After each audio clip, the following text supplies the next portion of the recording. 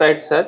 Sir 'అఖండ 2'కి సంబంధించి ఇంకొక topic మనం డిస్కస్ చేద్దాం. అదేంటంటే సార్, తమన్ గారు నిన్న ఈవెంట్‌లో మాట్లాడడం జరిగింది. సో, ఈ సినిమాని ఆపారు చివరి క్షణంలో. ఈ సినిమాని ఆపుండాల్సింది అంటే ఇంతకు ముందే ఆపి ఉండాల్సింది కానీ చేయలేదు. సినిమా రిలీజ్ టైం చూసుకొని ఆపేశారు.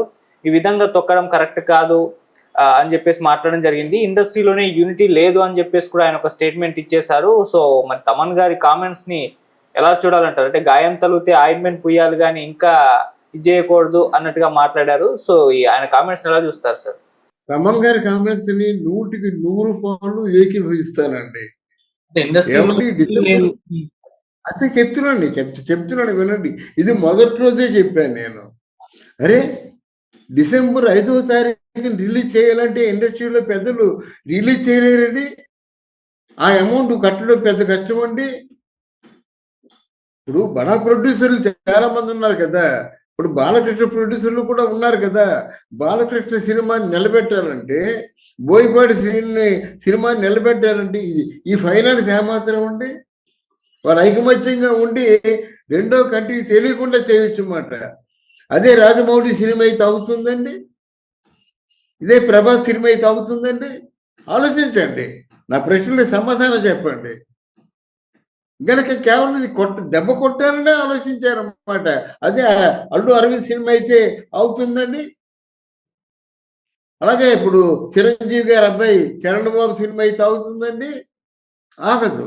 ఇది బాలకృష్ణ సినిమా. బాలకృష్ణ సినిమా అనేసరికి బోయపాటి శ్రీను, ఈ ప్రొడ్యూసర్లు వీకు. దీన్ని ఎలాగైనా దెబ్బేయాలి, పాన్ ఇండియా స్టార్స్ లో బాలకృష్ణ ఎందుకు ముసలాడు, వీళ్ళు లాగి పారేద్దాం. ఎన్ని ఆలోచనలు ఉంటాయనుకున్నారు మీరు?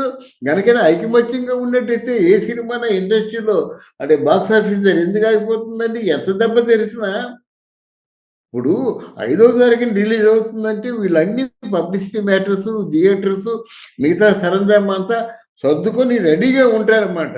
ఒక్కసారే సినిమా రిలీజ్ పోస్ట్పోన్ చేస్తున్నారు, మళ్ళీ ఎప్పుడు రిలీజ్ చేస్తారో తెలియదు అనేటువంటి మాట వచ్చినట్టయితే ఎన్ని విధాలుగా నష్టపోతారండి ప్రొడ్యూసరు. గనక ఈ తమన్ తాలూకు మాటలతో నేను ఏకీభవిస్తాను. తమన్ కూడా నిజాయితీగా హానెస్టీగా ఉండే వ్యక్తి కాబట్టి తనకి ఎటువంటి అడ్డంకులు వచ్చినా, ఎటువంటి దాడి జరిగినా సరే ఐ డోంట్ మైండ్ అనే ఉద్దేశంతోనే ఇండస్ట్రీలో ఐకమత్యం లేదని చెప్పాడు.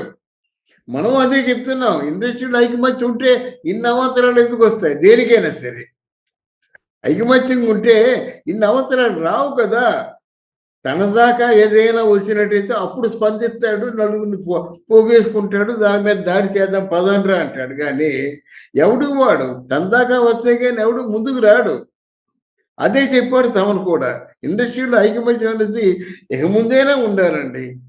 అందరూ ఏదో పార్టీల్లో కూర్చొని నవ్వుతూ కబుర్లు చెప్పుకోవడం కాకుండా యాక్చువల్గా ఇండస్ట్రీ పొజిషన్ ఏమిటి, ఇండస్ట్రీకి కావాల్సింది ఏమిటి, ఇండస్ట్రీలో ఉన్న సమస్యలు ఏమిటి, దాని పరిష్కారం దిశగా పైనగా ఇండస్ట్రీలో మనిషి ఉప ముఖ్యమంత్రిగా ఉంటున్నాడు. అలాగే ఇండస్ట్రీని అతిగా ప్రేమించి మీరు హాలీవుడ్తో సమానంగా సినిమాలు తీసేందుకు నేను సహకరిస్తానని చెప్పి రేవంత్ రెడ్డి లాంటి ముఖ్యమంత్రి ఉన్నాడు. వీళ్ళ సమస్యలను ఎంతవరకు పరిష్కారం చేసుకోగలుగుతున్నారు? ఆలోచించారు కదా. అంతేగాని అది తమ చెప్పింది మాత్రం 100% కూడా ఇండస్ట్రీలో ఐకమత్యం లేదు, వస్తుందన్న ఆశ కూడా లేదు. ఎందుకంటే ఎవరి దారి వాళ్ళది, ఎవరి సినిమాకి వాళ్ళే పెద్దలు. బాగా డబ్బున్నోడు, బాగా పెట్టుబడి ఉన్నోడు, బాగా పరపతున్నోడు బతుకుతున్నాడు. ఆ పరపతి లేనివాడు దెబ్బతింటున్నాడు. ఇది సత్యం. ఇది ఆయన హానెస్టీగా చెప్పాడు. ఆయనతో నేను 100% కూడా ఏకీభవిస్తాను. సార్, ఇప్పుడు ఫైనాన్షియల్ వాళ్ళు ఎప్పుడో 'వన్ నేనొక్కడిని' అనే సినిమాకి డబ్బులు ఇవ్వడం జరిగింది. సో, అప్పటి నుంచి కూడా మూవీ ప్రొడ్యూసర్స్ వాళ్ళ క్లియర్ చేయకపోవడం అనేది ప్రొడ్యూసర్స్ వైపు నుంచి తప్పు గానీ, వాళ్ళు అడగడంలో వాళ్ళ తప్పేముంది? వాళ్ళు ఛాన్స్ చూసి ఇన్ని సంవత్సరాల నుంచి ఇవ్వట్లేదు అని టైం చూసి ఈ టైంలో దొరికారు కాబట్టి అడిగారు. మూవీ ఆవడంలో వీళ్ళ తప్పేమీ లేదు. వీళ్ళ డబ్బు క్లియర్ చేసుకోవడానికి ఆ ప్రయత్నాలు చేశారు అని వీళ్ళ వైపు కూడా మాట్లాడుతున్నారు. సో, ఆ రకంగా చూస్తే వీళ్ళ వెర్షను కరెక్టేనండి. ఒక ఆపద వచ్చింది, తప్పు లేకుండా ఆపద రాదు కదా. ఆపద ఎప్పుడు వస్తుంది? ఒక తప్పు చేస్తేనే దాని తాలూకు పర్యవసానమే మనకు వచ్చే ఆపద. ఆపద వచ్చినప్పుడు ఆపదను కాపాడడం కోసం ఏమి చేయాలన్నది ప్రశ్న. నువ్వు ఫైనాన్స్ తీసుకోబట్టి కదా ఆగింది, ఆగిపోయింది సినిమా. ఎవరి సినిమా ఆగిపోయింది? బాలకృష్ణ సినిమా ఆగింది. బాలకృష్ణ బోయపాటి సినిమా ఆగింది. ఒక ఆపద వచ్చింది అన్నమాట, హడ్డిల్ వచ్చింది. హడ్డిల్ వచ్చినప్పుడు ఐకమత్యం కావాలంటున్నాడు. సజావుగా సినిమా రిలీజ్ అయిపోతే ఐకమత్యం మనకెందుకు దండగా? ఎవరి సినిమా వాళ్ళు రిలీజ్ చేసుకుంటారు. నాట్ ఓన్లీ బాలకృష్ణ సినిమా, ఏ సినిమాకైనా ఏదైనా హడ్డిల్ వచ్చినట్టయితే అందరూ ఒకటిగా ఉన్నట్టయితే ఆ హడ్డిల్ని తప్పించుకుంటారు, ఆపద తప్పించుకుంటారు. అది నీ what you want to say is only that. ఎప్పుడైతే నీ కష్టాలు వచ్చాయో కష్టాల్లో ఒకటిగా ఉండాలి, కానీ సుఖవంతంగా నువ్వు సినిమా రిలీజ్ చేసుకున్నట్టయితే నీకు ఐకమత్యంతో పనే ఉంది అని చెప్పేది మాట. ఆయన తప్పే, మొదటి తప్పు ఎవరిదంటే ప్రొడ్యూసర్దే తప్పు. ఆయన నిజాయితీగా బాలకృష్ణతో చెప్పాలి, అయ్యా నాకు 28 కోట్లు అప్పు ఉంది, ముందు ఆ సినిమాకి అన్ని చేసిన అప్పు తీరిపోతే కానీ at the time of release ఏమైనా ఆటంకాలు రావచ్చేమో అని చెప్పినట్టయితే ఇన్ని వాదోపవాదాలు వచ్చుంటాయి కాదు కదా. అవును, ఆయన తప్పు ఉంది, ఆ తప్పు ఉండబట్టే ఇంత శిక్ష అనుభవించవలసిన అవసరం కూడా వచ్చిందన్నమాట. బట్ ఇంకోసారి చెప్తున్నాను, ఇండస్ట్రీలో ఐకమత్యం ఉండాలండి. ఇండస్ట్రీలో కాదండి, ఏ రంగంలో అయినా సరే ఐకమత్యం లేకపోతే కష్టం, ముందుకు సాగలేరు. ఎప్పుడు ఏం జరుగుతుందో తెలియదు కదా. చిన్న ప్రొడ్యూసర్లు బ్రతకాలి, పెద్ద ప్రొడ్యూసర్లు బ్రతకాలి. ఆపదలు ఎప్పుడు చెప్పి రావండి, ఆపదలు చెప్పొస్తాయా, మరి పలానా తారీఖు నీ దగ్గరికి వస్తున్నాను ఆపద రూపంలో అని చెప్పేసి. ఆపద వచ్చినప్పుడు అందరూ ఒకటైపోయి ఆపదని పూర్తిగా దూరంగా తరిమేయనమాట. అది తమ మాటల్లో ఆంతర్యం. పాపం ఆయన బయటికి యూనిటీ ఉండబట్టే కదా ఇప్పుడు సమస్య వచ్చినప్పుడు చాలా మంది ఫైనాన్షియర్లు అలాగే కొంతమంది ఇండస్ట్రీలోని టాప్ నిర్మాతలు కూడా హెల్ప్ చేసి, ఈవెన్ ప్రొడ్యూసర్సే చెప్పారు దిల్ రాజు గారు సహాయం చేశారని, వాళ్ళు సహాయం చేశారు, కొంతమంది పేర్లు కూడా చెప్పారు. అంటే ఆ యూనిటీ లేకుండానే వీళ్ళందరూ అఖండ 2 కోసం ఈ విధంగా సహాయ సహకారాలు అందించి సినిమా ఒక వారం రోజుల్లోనే, పోస్ట్ పోన్ అయిన ఒక వారం రోజుల్లోనే రిలీజ్ అయ్యేందుకు మద్దతు తెలిపారంటే అది యూనిటీ ఉండబట్టే కదా సార్. అదేనండి, తర్వాత వీళ్ళందరూ వచ్చారు కరెక్టే. ఇది నేను చెప్పేది ఏంటంటే డిసెంబర్ 5 ముందు జరగవలసిన పని అంటున్నాను. అర్థమైందా? మీకు ఒక విషయం చెప్తాను. కృష్ణ పిక్చర్లకి ప్రొడ్యూసర్ తాలూకు పెట్టుబడి ఎంత అండి? ఓల్డెన్ డేస్లో ఈ పెద్ద ప్రొడ్యూసర్లు తెలుసో తెలీదో కానీ కొంతమంది తెలుసు. కృష్ణ సినిమాకి ప్రొడ్యూసర్ పెట్టుబడి ఎంత అండి? 1,00,000 రూపాయలు లేదా 1,50,000. మిగతా ఫైనాన్స్ అంతా అరేంజ్ చేసేది కృష్ణే కదా. Super star Krishna, Mahesh Babu father అన్నమాట. సినిమా రిలీజ్ చేయడం కూడా కృష్ణ గారు కదా. రెండో కంటే తెలిసేదా? తెలియదు కదా. అంటే వచ్చి వాస్తవంగా చెప్పాడయ్యా, నా దగ్గర 1,00,000 రూపాయలు ఉంది, 1,50,000 ఉంది, మీతో సినిమా తీయాలనుకుంటున్నాను. ఎక్కడెక్కడి నుంచి ఎంత మనీ పూల్ చేసేవాడు. అప్పట్లో సినిమా ఎంత? 10 లక్షలు 15 లక్షల రూపాయలకి ఫస్ట్ కాపీ వచ్చేసేది. అలా సినిమాలు తీశారు కాబట్టి అన్ని 100 సినిమాలు చేయగలిగారు అన్నమాట. అప్పుడు రెండో వ్యక్తికి సహకారం కోరేవారు కాదు కదా. కృష్ణ గారి తమ్ముడు హనుమంతరావు ఉండేవాడు అన్నమాట, ఛాంబర్ ప్రెసిడెంట్గా ఉండేవాడు. ఎక్కడి నుంచి తెచ్చేవారు, ఏం చేసేవారు? మొత్తానికి కృష్ణ గారి సినిమా అంటే స్టార్ట్ టు ఫినిష్ ప్రారంభించిన రోజునే రిలీజ్ ఉండేది. అలాగే దాసరి నారాయణరావు గారి సినిమాలు ప్రొడ్యూసర్లు ఎలా వచ్చేవారండి? అయ్యా నా దగ్గర ఇంత పెట్టుకోగలను, ఆ హీరోకి ఎంతగా ఇచ్చుకోగలను, మీరు ఏ హీరో ఎంచుకుంటారో, ఏ హీరోతో సినిమా తీస్తారో మీ ఇష్టం, నా పెట్టుబడి ఇది. మరి ఎన్ని సినిమాలు తీశారండి? 150 పైచీలకు సినిమాలు తీశారు కదా.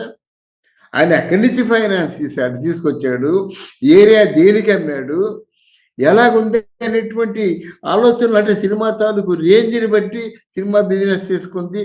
ప్రొడ్యూసర్ హ్యాపీగా ఉన్నాడు, డైరెక్టర్ హ్యాపీగా ఉన్నాడు, హీరో కూడా హ్యాపీగా ఉన్నాడు.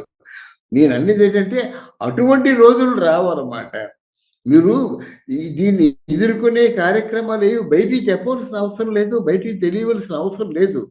ఒక సినిమా హడ్డుల్లో ఉన్నప్పుడు మిగతా ఎవరైనా పెద్ద మనసు చేసుకొని ఆ విధంగా దాన్ని పరిష్కారం దిశగా అడుగులు వేసినట్టయితే ఇంత బాధపడేవాళ్ళు కాదు కదా. సినిమా ఇంత అభాసుపాలు అయ్యేది కాదు కదా. ఈరోజు బాలకృష్ణ సినిమా అంటే సూపర్ హిట్ అని కొంత అంటున్నారు, లేదు పడిపోయి కలెక్షన్ అని కొంతమంది అంటారు. ఈ పరిస్థితి వచ్చేది కాదు కదా. అది నేను చెప్పేది మాట. ఇప్పుడు సినిమాకి ఒక సినిమా రిలీజ్ ఆగిపోయింది, ఆగిపోయిన తర్వాత నలుగురిని 4 చేయలు వేయమంటాం కదా. బాబు కొంచెం చూడండి బాబు, మీరు ఏదైనా కొంచెం సహాయం చేసినట్టయితే ఆ సినిమా బయటపడుతుంది అంటారు. అది సర్వసహజం. నేను చెప్పేది ఈ ఆగిపోక ముందు చేస్తే బాగుండేది. ఇది మొదటి తప్పు ప్రొడ్యూసర్ది. మొదటి తప్పు ప్రొడ్యూసర్ది. ఇప్పుడు వాళ్ళు తలుచుకుంటే ఏమాత్రం అండి, it is the matter of hours అండి. సినిమా నిరూపిత అంటే ఆపని చెప్పారు. ఆపని చెప్పినట్లయితే నలుగురు ప్రొడ్యూసర్లు పట్టుకొని ఆ 28 కోట్లు పెట్టినట్లయితే అయిపోయింది కదా, ఆ రోజే రిలీజ్ అయిపోతుంది కదా. సినిమా రిలీజ్ చేద్దాం అనుకున్నట్టయితే నిజంగా మనసులో సంకల్పించుకున్నట్టయితే పెద్ద కష్టం కాదు. అది ఇంతకాలం 5 నుంచి 12, 7 రోజుల సమయం పట్టదు. 7 రోజులు వాళ్ళకి కూర్చోరు గనక ఆ దిశగా నేను మాట్లాడుతున్నాను. బహుశా తమ దృష్టిలో కూడా అదే ఉండొచ్చు. నిజాయితీ ఉండాలి, నిజాయితీగా ఆయన చెప్పాడు. అట్ ది సేమ్ టైం ఆ యూనిటీ మాత్రం ఉండాలి. యూనిటీ లేకపోతే ఎలాగొద్ది? మనిషి మాట మాట్లాడుతున్నారండి, మనిషి మాట మాట్లాడుతున్నారు. అది అది అఖండ రిలీజ్ అవ్వకముందే ఒకరంటారు, అఖండ రిలీజ్ అయినట్టయితే 12 చిన్న సినిమాలు పోతాయంటే ఎవడు తీయమని చెప్పాడు? ఎవడేమని చెప్పాడు? చిన్న సినిమా తీసినప్పుడు చిన్న సినిమాని ఎప్పుడు వేసుకోవాలో తెలియవద్దు. ఫర్ ఎగ్జాంపుల్ మొగిలి ఉందండి, మరి చిన్న సినిమా అంటే అఖండ మీద వేసేటాడు. సినిమా నిజంగా బాగుంది, ఆ సినిమాని ఎవరు చూస్తారు? చిన్న సినిమాలు పోతున్నాయంటే వాళ్ళకు ప్లానింగ్ ఉండాలి కదా. పెద్ద సినిమా వచ్చినప్పుడు కనీసం 10 రోజులు తేడాలో రిలీజ్ చేస్తే సినిమా చూస్తారు. కానీ బాలకృష్ణది సినిమా ఇంకొకరిది సినిమా అంటే ఎలాగవుద్ది? ఇప్పుడు చరణ్ సినిమా వచ్చింది, అలాగే అర్జున్ సినిమా వచ్చింది. అర్జున్ సినిమాతో చిన్న యాక్టర్ సినిమా వేసినట్టయితే చూడరు. టికెట్ రేట్ పెట్టుకొని పెద్ద యాక్టర్ సినిమా బాగున్నవా సినిమా చూస్తారు, కానీ ఇది బాగుంటుందో గ్యారంటీ లేని సినిమాలు ఏం చూస్తారు వాళ్ళు? అది నా ఉద్దేశం. Right sir, thank you so much sir. Thank you Babu.